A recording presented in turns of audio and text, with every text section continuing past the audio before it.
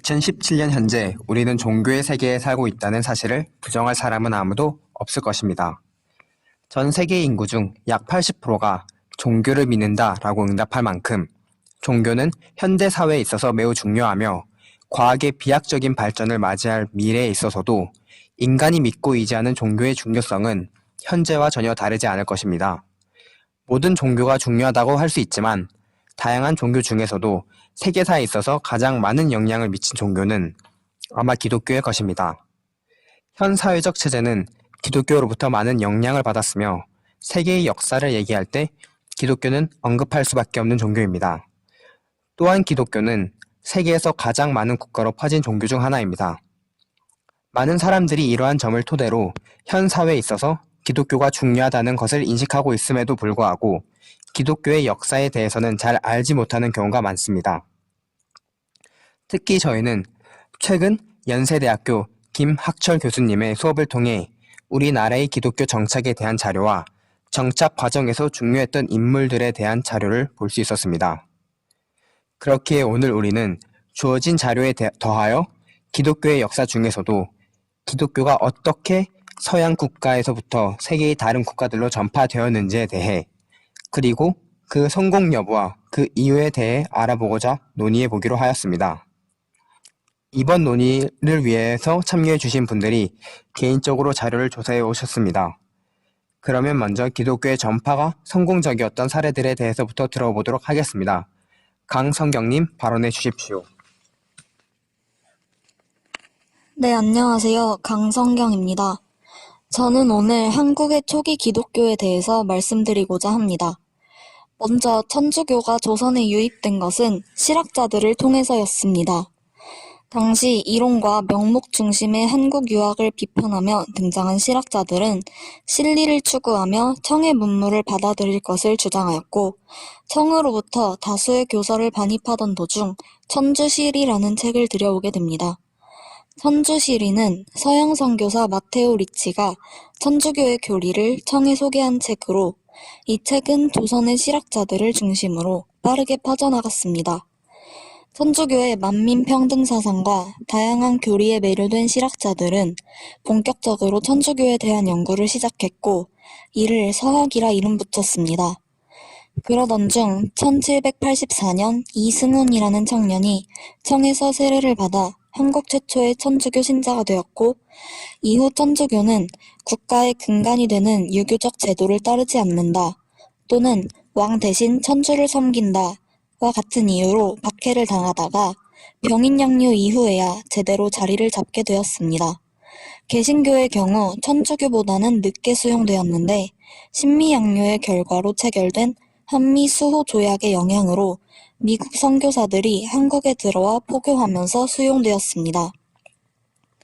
외국과 달리 한국에서 기독교는 굉장히 빠르게 자리를 잡았는데 이러한 성공적 정착에는 여러 가지 이유가 있습니다. 첫 번째는 기독교가 당대 한국의 노비나 여성 등 차별의 대상이 되었던 이들의 욕구를 충족시킬 만한 근대적이고 반봉건적인 사상을 가지고 있었기 때문입니다. 하나님 앞에서는 모두가 평등하다고 주장했던 기독교는 당시 신분제로 억압받고 있었던 노비들과 남녀차별로 인해 고통받던 여성들에게 큰 지지를 얻을 수 있었습니다.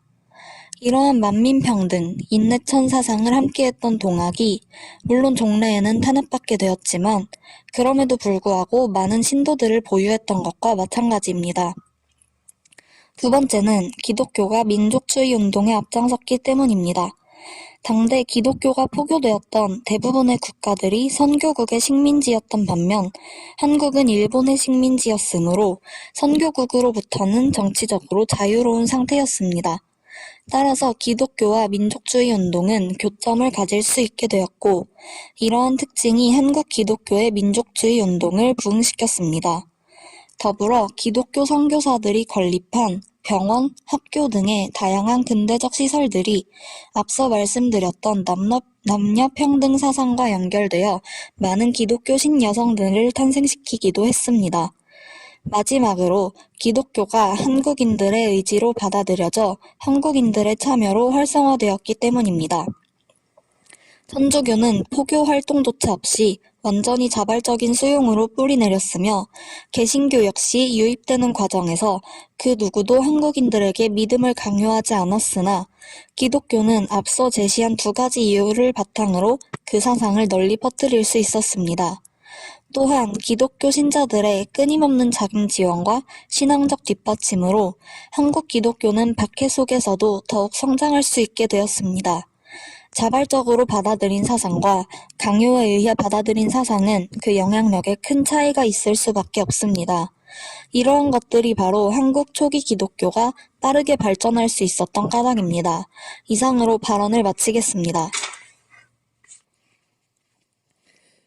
네, 강성경님께서 설명해주신 한국의 사례를 들어보면서 기독교가 어떤 방식으로 한국에 정착할 수 있었는지 알 수 있었습니다. 그러면 계속해서 기독교의 전파가 성공적이지 못했던 사례 중 한국과 대비되는 일본의 사례를 맹지영님의 발언을 듣도록 하겠습니다. 맹지영님 발언해 주십시오. 안녕하세요. 맹지영입니다. 일본에도 한국과 같이 기독교가 유입된 시기가 있었습니다. 주요 시기는 16세기와 19세기 메이지 유신입니다. 19세기 때 흥미로웠던 점은 일본에도 한국과 같은 기독 선교의 역사가 존재했다는 것입니다. 일례로 연세대학교의 역사에 대응되는 사례인 가쿠인 대학교가 있습니다. 이를 지은 닥터 제임스 커틴스 헵번은 의료 선교활동과 교육을 병행했습니다. 19세기와 20세기에 걸쳐 기독교는 성장했지만 오늘날에 이르러 일본 기독교인의 비율은 2.4% 정도입니다.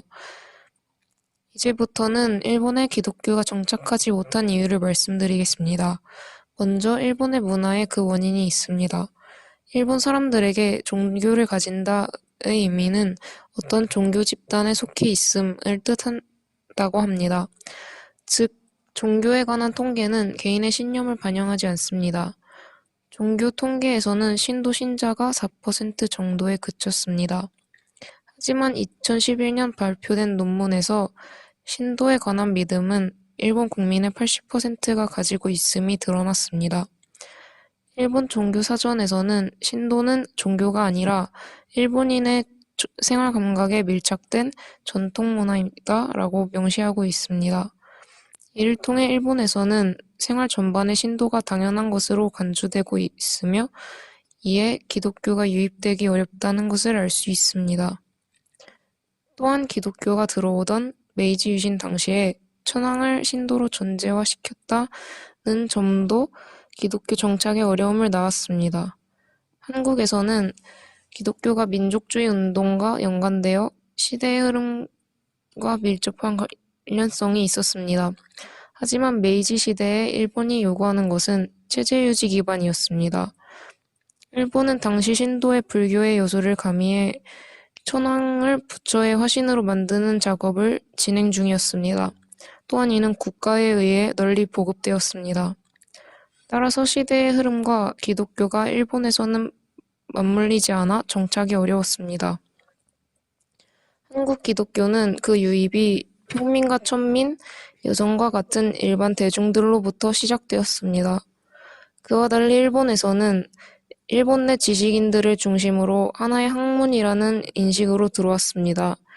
일본 기독사를 연구한 사토시 나카무라 원장은 서양 선교사들이 영학 등 서양 문물을 통해 복음을 전하는 방법은 나름 효과를 거뒀고 교육과 문화 면에서 당시 사회에 많은 영향을 끼쳤다면서도 그 과정에서 평범한 일본인들에게 기독교는 지식층의 종교, 서양의 종교, 문턱이 높은 종교라는 인식을 줬고 전도도 도시 지식인 중심으로 이루어졌기 때문에 일반인들과 멀어지면서 지금까지도 성도수가 전 국민의 1%를 넘지 못하는 게 아닌가 한다고 말했습니다. 이상으로 발언을 마치겠습니다.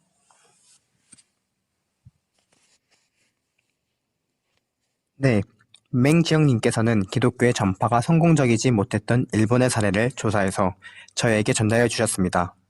다음으로는 각 사례에 대한 대표적인 인물에 대해서 저와 오근채님이 차례로 조사해온 바를 전달해 드리겠습니다. 네, 안녕하세요. 김준호입니다. 조선시대의 기독교 전파에 있어서 대표적인 인물을 한 분을 선택하기는 매우 어려운 일입니다. 하지만 굳이 한 분을 선택하자면 조선의 최초의 기독교 장로이신 북산백 홍준을 선택하고 싶습니다.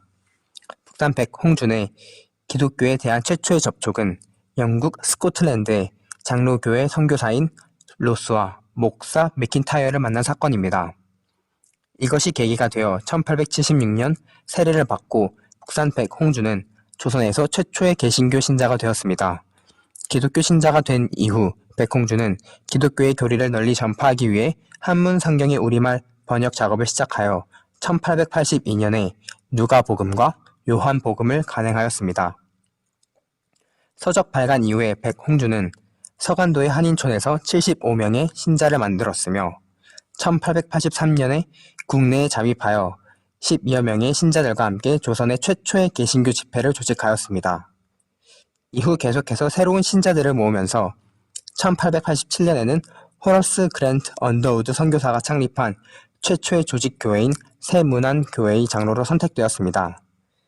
자신의 일생 동안 꾸준하게 그리고 누구보다 열심히 기독교를 전파하기 위해서 국외든 국내든 뛰어다니셨던 북산백 홍준은 1892년 평안감사 민병석에게 체포당하여 투옥된 후 갖은 고초를 겪은 후 순교하셨습니다.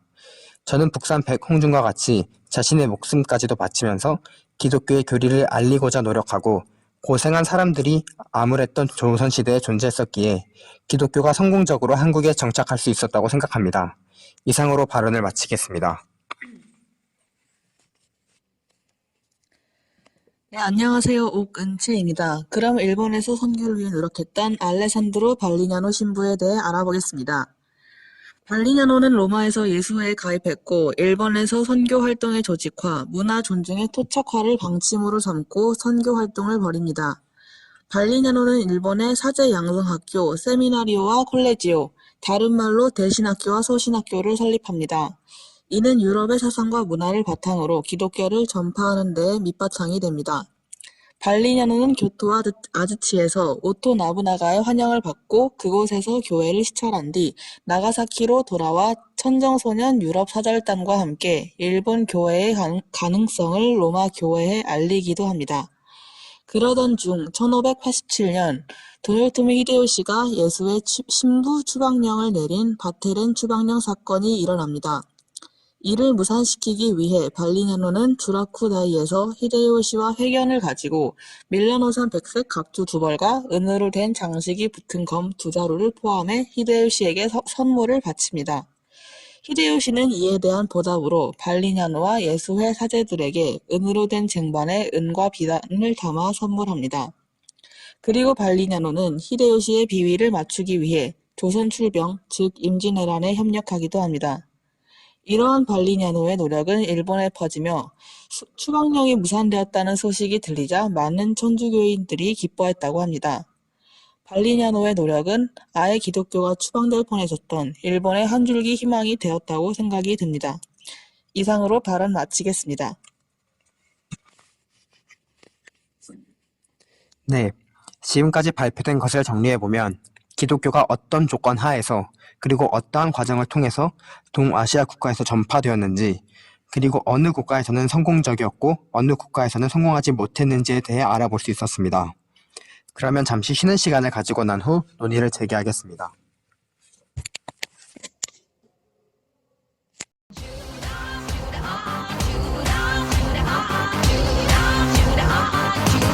When it comes to me, I am ready. I wash his feet with my happiness. Forgive him when his tongue lies to his brain. Even after 3 times he betrays me. I'll bring him down. 네, 그러면 지금부터 새로운 기독교의 전파가 성공한 사례와 실패한 사례 하나씩 더 들어보도록 하겠습니다. 그럼 성공한 사례부터 들어보도록 하겠습니다. 강선우님 발언해 주십시오. 안녕하세요. 강선우입니다. 동남아시아 지역에서 주 1500년에서 1700년 사이에 원주민 가운데 대다수가 신앙을 고백하는 기독교인이 된 섬이 필리핀입니다. 필리핀 사람들은 문화적으로 원시 상태에 있었으며 종교적으로 도등신앙의 형태를 지니고 있었습니다. 당시 이슬람교만이 아시아 대륙에서 종교적으로 큰 영향을 끼쳤으며 발판을 마련하기 시작했었습니다. 이는 스페인 사람들이 오기 전 무슬림 상인들이 먼저 와서 그들의 신앙을 가르치고 있었기 때문입니다. 이슬람이 1세기 또는 2세기를 앞질렀기 때문에 필리핀 섬들이 기독교화 되기보다 이슬람화 되었으리라고 생각할 수 있습니다. 하지만 남쪽에 흩어진 무슬림 교도들이 부분적으로 민다나오의 통치자와 교전이 있은 후 부분적으로 이슬람의 전도가 금지되었고 이슬람 교도들의 집이 파괴되었으며 기독교의 가르침만이 허락되었습니다. 필리핀이 기독교화 되었던 요인은 스페인과의 접촉 때문입니다. 스페인은 1565년부터 330여 년간 필리핀을 지배하였으며 그 지배하에서 가톨릭 교회는 정부와 밀착하여 필리핀 사회에 영향을 주었습니다. 주로 서구인들의 주요 목적은 상업이었고 기독교 신앙은 부차적인 것이었습니다. 그러나 필리핀에서 상업보다 선교가 더 뚜렷했고 정치적 정복보다 기독교 전파가 앞섰습니다. 필리핀은 아시아 선교를 위한 전초 기지가 되었고 선교사들은 동인도와 인도차이나, 중국, 대만, 일본 등으로 갔습니다. 실제로 필리핀은 스페인의 정치적 종교적 정복을 위한 전략지로 생각되었습니다. 포르투갈 탐험가인 마젤란은 찰스 5세 황제의 명령으로 유럽인들 일행과 함께 1521년 필리핀 막탄섬에 도착하였으며 약 한 달 후에 추장에 의해 죽임을 당했습니다. 1529년에 스페인 사람들이 섬들을 점령하기 시작했으나 실패하였고 이후 레가스피의 영도 아래 섬들의 정복이 시작되었습니다. 마젤란에 의한 필리핀 회신자들이 생겨나긴 했으나 정치적 정복처럼 영구적인 기독교를 심은 것은 레가스피에 의해서였습니다. 레가스피의 지시에 의하면 모든 탐험가들은 그리스도인들처럼 행동해야 하며 주님과 그의 어머니의 이름을 공경해야 하며 원주민들을 잘 대우해야 하며 종을 사고 파는 일에 종사하지 말아야 했습니다. 레가스피와 함께 3명의 수도승이 필리핀 섬에 남아 있었습니다. 어거스틴 교단에 이어서 프란시스 교단이 도착했으며 이후 도미니크 교단이 교황의 명령으로 마닐라의 주 교구 성당을 세우기 위해 들어왔습니다. 이어서 예수의 교단이 들어왔고 이들은 점유한 후 1세기 동안 종교적 열정과 군사적 정복의 결합으로 로마 가톨릭 교회가 필리핀 회신자들을 얻는 데 성공케 했습니다. 이후 기독교는 필리핀 사회에 많은 일을 했으며 오늘날 필리핀 사람들의 72%가 가톨릭 교회의 신앙을 고백하고 있습니다. 이상으로 발언 마치겠습니다. 네, 강순우님의 필리핀의 기독교 전파에 대한 설명 잘 들었습니다.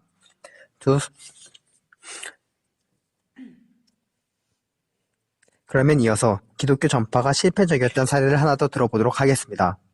지금부터 설하은님의 발언 차례가 있겠습니다. 안녕하세요. 기독교 정착의 실패 사례 중 알제리를 맡은 설하은입니다. 앞서 말씀하셨듯이 필리핀은 기독교 정착에 대한 성공적 사례였는데 이런 필리핀의 상황과는 대비되는 북아프리카 지방과 알제리에서의 기독교 정착 과정, 이슬람교의 영향, 기독교 탄압 현황을 살펴보겠습니다. 더 나아가 현재 기독교가 부딪힌 상황과 선교사의 활동 상황까지 알아보겠습니다. 먼저 기독교의 정착 과정입니다. 이 지도를 통해 알 수 있듯이 북아프리카 지방은 기독교의 발상지인 서남아시아 지역과 가까워서 1세기부터 이미 기독교가 전파되었습니다. 그 후 3세기까지 기독교가 부흥할 수 있었습니다. 그러나 3세기 말부터 기독교의 중심지가 동로마로 이전되면서부터 북아프리카 지역의 기독교는 조금씩 쇠퇴하였고 7세기에 창시된 이슬람교가 전파되면서 기독교가 소멸하게 되었습니다. 이슬람교의 영향력을 알아보기 위해서는 먼저 이슬람교에 대해 파악해야 합니다. 이슬람이라는 뜻 자체가 굴복이라는 뜻이며 결국 유일신인 알라의 뜻에 복종하고 알라의 법에 순종해야 한다는 것입니다. 그렇게 함으로써 마침내 진정한 평화를 이루고 지속적이고 순결한 생활을 할 수 있기 때문입니다. 이슬람교를 믿지 않는 사람들을 알라에 복종시키기 위한 방법으로 무력 사용이나 강제적이고 극단적인 원칙 사용에 대해서 죄악으로 여기지 않기 때문에 칼의 종교라고도 볼 수 있습니다. 북아프리카 지방에서는 기독교 복음 전파가 아직까지도 허용이 되지 않고 있고 이러한 탄압이 이루어지는 이유로 크게 세 가지를 들 수 있습니다. 첫 번째는 이슬람교의 교리입니다. 이슬람의 원칙 중 하나는 한 번 이슬람이 되면 이전의 종교나 다른 종교로 바꿀 수 없다는 것입니다. 철저하게 배교를 금하면서 이슬람을 버린다는 것은 가족, 사회의 공동체로부터 분리된다는 것을 의미하고 모든 직위, 신분, 생명까지 잃어버릴 각오를 해야 합니다. 이슬람교에 있어서 개종이란 곧 죽음을 의미합니다. 기독교 탄압의 두 번째 이유로 십자가 전쟁의 기억을 들 수 있습니다. 서구 교회는 이슬람 수중의 예루살렘을 탈환한다는 명분으로 십자군 전쟁을 일으켰고 이슬람 세계와의 관계가 악화되는 계기가 되었습니다. 십자군은 예루살렘에서 3만여 명의 비기독교인을 학살했고 이때의 시체들이 5개월 이상 산과 들, 강에 방치되며 생활 환경을 비참하게 만들었습니다. 이것이 바로 서구 기독교와 이슬람의 첫 만남이었습니다. 오늘날 십자군 전쟁은 역사책에서만 배울 뿐 거의 잊혀가고 있지만 이슬람 교도들의 마음속에는 아직도 처참했던 상황이 남아있고 서구 기독교의 잔인성이 기억되고 있습니다. 그렇기 때문에 십자군 전쟁은 이슬람 교도들에게 기독교에 대한 증오심을 심어준 사건이라고 할 수 있습니다. 세 번째로 제국주의와 식민정책 또한 기독교에 대한 탄압의 이유가 됩니다. 제국주의 시절을 보면 피지배국은 지배국의 종교를 받아들이지 않았습니다. 서구 열강이 알제리를 비롯한 북부 아프리카 지역을 식민지로 삼기 전에 이미 이슬람교가 광범위한 영향력을 끼치고 있었습니다. 하지만 포르투갈, 영국, 네덜란드 등이 폭력적인 방법으로 지배를 했기에 그들의 종교인 기독교에 대한 반발심은 커질 수밖에 없었습니다. 이러한 배경으로 인해서 이슬람 교도들에게 기독교는 폭력적인 종교로 인식이 되고 있고 결론적으로 과거 제국주의 시절의 서구 열강에 의한 식민 지배가 오늘날 기독교 선교 과정에서 장애물로 작용하고 있다고 볼 수 있습니다. 알제리와 북부 아프리카에서의 기독교 탄압 역사를 살펴보자면 1265년부터 50년간 북아프리카 지방에서 선교했던 레이몬드 룰을 빼놓을 수 없습니다. 레이몬드 룰은 기도와 설득 등 평화적인 방법으로 무슬림들을 개종시키려고 했지만 결국 실패를 했습니다. 끈질기게 노력해서 결국 수십 명의 기독교인들을 만들었지만 모로코, 튀니지, 알제리에서 사역하다가 돌에 맞아 순교한 선교사입니다. 현재도 기독교인이 한 달간의 라마단 금식 기간에 참여하지 않았다고 수감, 직장 해고, 경찰 신문 조사, 사회적 매장, 가족들의 반대 등에 맞닥뜨리는 것은 놀라운 일이 아닙니다. 한편 알제리의 기독교 탄압 현황을 살펴보면 2006년 3월 6일에 2006법이라고 불리는 반선교법이 통과되었습니다. 이 반선교법이란 이슬람인을 다른 종교로 돌리게 하는 모든 권유, 강제를 금지한다는 내용으로 명목적으로는 이슬람교를 위한 법이지만 시행 내용을 보면 사실상 이슬람교 외의 다른 모든 종교를 법적으로 박해할 수 있도록 허용하는 것을 알 수 있습니다. 예를 들어 이슬람교도에게 기독교를 전하면 징역 5년, 교회에서 모임을 가지면 징역 3년 등 기독교 목적의 모든 행위를 금하고 있습니다. 이후 2016년에 예배의 자유를 포함한 헌법으로 개정되었지만 탄압은 여전히 계속되고 있습니다. 선교사의 비자 발급 자체가 매우 어렵고 선교 활동이 적발되면 강제 추방됩니다. 반정부군에 의해 가톨릭 사제들의 목이 잘리는 일도 있었을 만큼 기독교 전파 활동이 힘든 지역으로 알제리는 기독교 박해국가 순위에서 32위에 해당합니다. 그렇기 때문에 알제리 내의 기독교인들은 종교적 핍박을 피해 이민을 고려하고 있습니다. 선교 상황을 보면 무슬림은 10억 인구를 자랑하지만 이슬람 세계의 선교사는 1000여 명 정도에 불과해서 무슬림 100만 명당 선교사가 1명밖에 안 됩니다. 전체 선교사 수 대비 4%만이 중동과 이슬람 세계에서 기독교를 전파하고 있습니다. 이러한 힘든 상황에서도 최근 30여 년간 미국 대형 교회의 원조와 선교사들의 끊임없는 노력으로 기독교로 개종한 인원이 급증했습니다. 1980년대 초반에는 기독교인이 100여 명에 불과했지만 2008년 3만 명을 거쳐 현재 10만 명 정도로 추산되고 있습니다. 지금까지 제가 말씀드린 것들을 종합하면 이슬람권은 세계에서 기독교 전파가 가장 어려운 곳이라고 볼 수 있습니다. 앞으로도 기독교가 성공적으로 정착되기 위해서는 나아가야 할 길이 아직 많이 남아있는 곳입니다. 이상 기독교 정착의 실패 사례로서 알제리와 북아프리카에 대해 발언 마치겠습니다. 네, 설하님의 설명 잘 들었습니다. 설하님께서는 기독교의 전파가 성공적이지 못했던 알제리와 북아프리카의 사례를 조사해 주셨습니다. 그러면 두 사례에 대해서 더 알아보기 위해 다시 한번 저와 오근채님이 두 사례에 대한 대표적 인물에 대한 설명을 하겠습니다. 필리핀에서의 기독교 전파에 있어서 가장 중요한 인물을 한 명 선택하자면 스페인의 국왕이자 포르투갈의 국왕, 그리고 잉글랜드의 공동 통치 국왕이었던 펠리페 2세입니다. 물론 필리핀 국민이 가장 중요한 인물로 선택되지 못한 점에선 모두가 이해하실 수도 있지만 필리핀의 입장에서는 외국인이지만 펠리페 2세가 선택된 것은 그만큼 필리핀의 기독교 전파에 있어서 상징적인 인물이기 때문이라고 볼 수 있습니다. 실제로 국가명인 필리핀스는 스페인 왕 펠리페 2세를 따온 국가명입니다. 펠리페 2세는 나는 이단의 통치자가 되어 하나님의 가와 신앙의 손상을 입히느니 차라리 국가와 함께 목숨을 버리겠다라는 말을 남긴 것으로만 보아도 신실한 가톨릭 교인이었던 것을 알 수 있습니다. 실제로 펠리페 2세는 필리핀을 정복한 이유에 대해 로마 가톨릭을 전파하는 것이 주된 이유라고 직접적으로 밝혔었습니다. 이러한 가톨릭 전파를 통해서 필리핀 사람들은 스페인 가톨릭 교리를 받아들이게 되었으며 가톨릭 신자들의 수가 기하급수적으로 늘어나게 되었습니다. 스페인의 지배하에서 가톨릭 교회는 필리핀의 정치와 사회에 광범위한 영향을 미쳤으며 가톨릭 신부들이 필리핀 사회의 요직을 대부분 차지하게 되었습니다. 이처럼 펠리페 2세가 초기 가톨릭 전파 방법이 성공적이었기에 필리핀이 미국의 지배를 받았을 당시에도 미국의 성공회가 성공적으로 전파되지 못하였고 80%의 국민이 가톨릭 교도인인 현재 필리핀의 상황이 나타났다고 볼 수 있다고 생각합니다. 이상으로 발언을 마치겠습니다. 약 200년간 로마 가톨릭은 이슬람 세계를 선교시키기 위해 노력했지만 십자군의 무력 행사로 인해 회교는 오히려 기독교의 증오심만을 품게 되었습니다. 하지만 무력을 행사하지 않고 올바르게 선교를 하기 위해 노력했던 선교사 또한 존재합니다.